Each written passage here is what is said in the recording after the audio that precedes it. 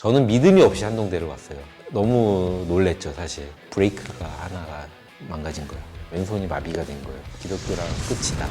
술 가지고 들어오고 담배 피고 보란 듯이 나는 내 맘대로 살 거다. 하나님이 왜 이렇게 저를 인도하셨을까요? 저도 궁금하네요. 만약 안 그러셨으면 지금 좀 잘 놀고 살 텐데.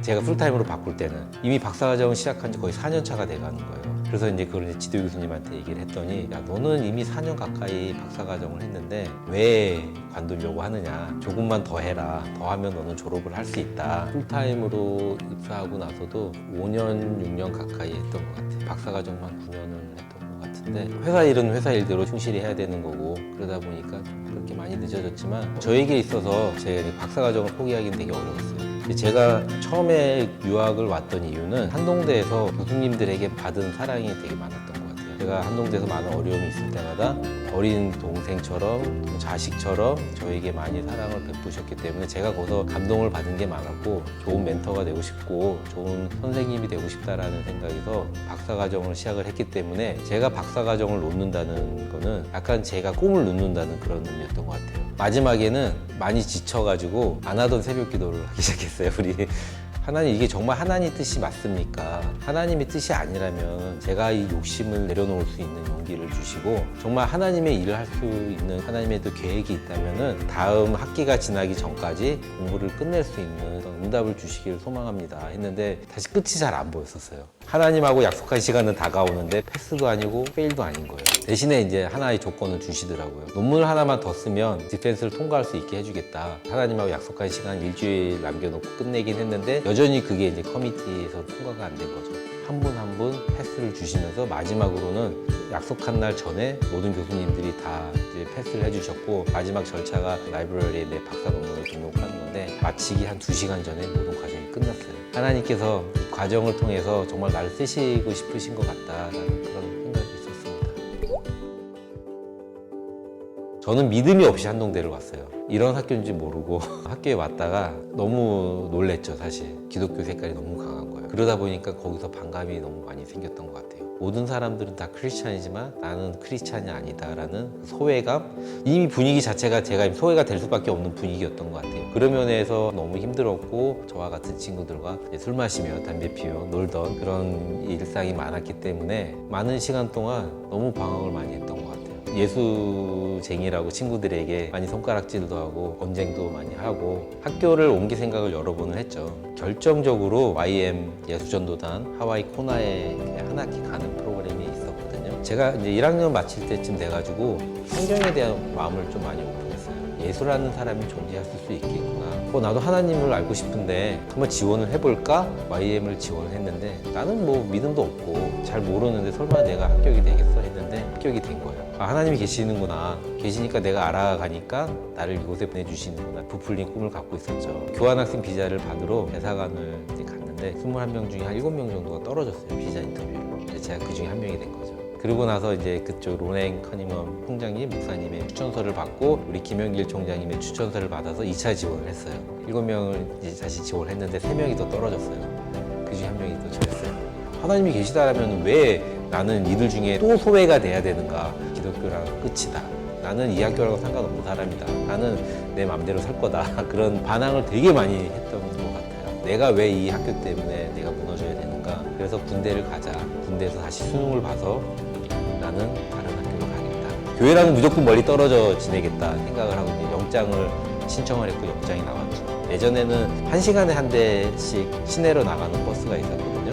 이제 영장을 받으러 집에 가려면 버스를 타고 가야 되는데, 학교는 덥고 버스 오려면 아직 시간은 많이 남았고 심심하다 해가지고 오토바이를 타고 나갔어요. 브레이크가 나가지고 속도 제로 고도주행을 바퀴가 걸리면서 저는 튕겨져 나가고 전봇대에 팔을 부딪히면서 팔이 꺾이면서 바닥에 쓰러졌어요. 어떤 지나가던 차가 저를 발견하고 저를 픽업해서 설립병원으로 데려갔죠. 손이 안 움직이고, 와, 다쳤으니까 그러겠지 싶었는데 왼손에 신경이 절단됐다 그러더라고요.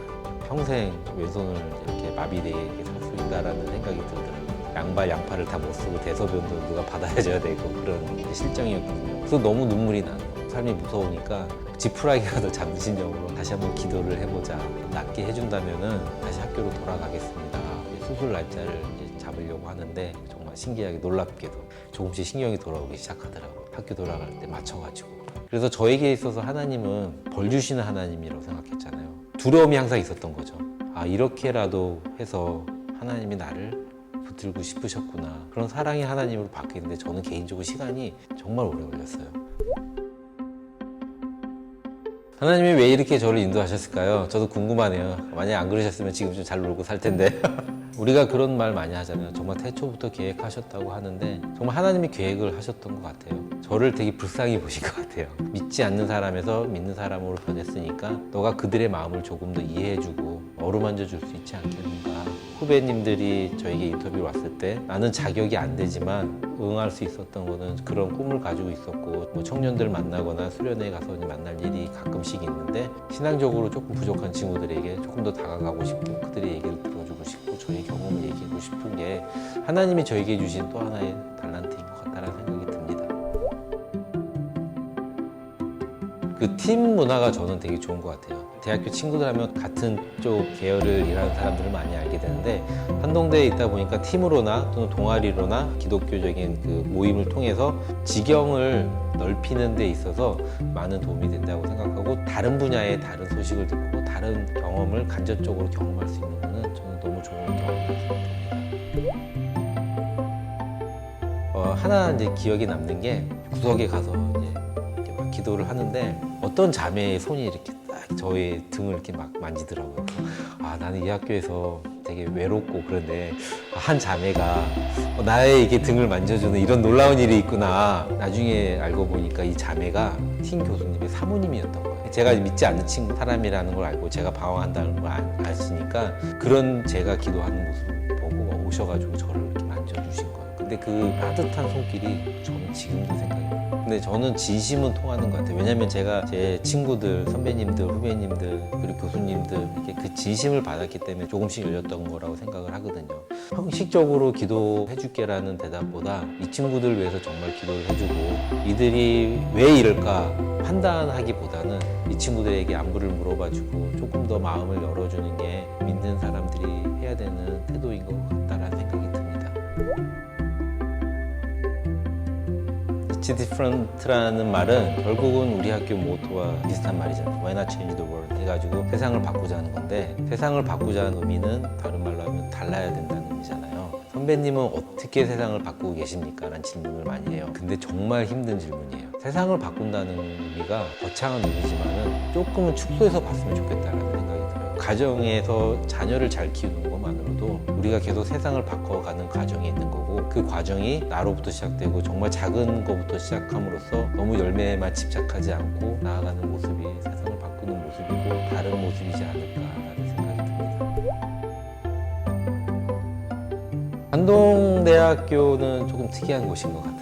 졸업생 숫자에 비해서 정말 해외 전 세계로 퍼져나가 있는 동문들이 엄청 많아요. 그래서 이제 제가 있는 아틀란타 조지아도 정기적으로 동문회도 하고 가끔 만나기도 하는데 같은 시기에 학교를 다니는 친구들도 있고 한창 후배들도 있지만 동네 후배를 만난다는 느낌일까요? 이 친구들과 얘기를 할 때 서스럼이 없어져요. 왜냐면 우리는 같은 경험을 공유했고 금방 형 동생 친해지기도 하고 독특한 문화가 형성되는 것 같아요. 많은 유명 대학들이 우리 선배는 이런 멋진 선배다 어느 기업, 정치인 이렇게 얘기를 하지만 저는 후배들 때문에 자랑스러운 학교가 한동대라고 생각이 들어요. 계속 후배들이 정말 세계 곳곳에 나가서 정말 열방을 섬기는 후배들이 됐으면 좋겠다는 생각을 많이 합니다. 저는 한동대학교 그룹학번 전산전자공학부 이진환입니다. It's different 한동. Why not change the world?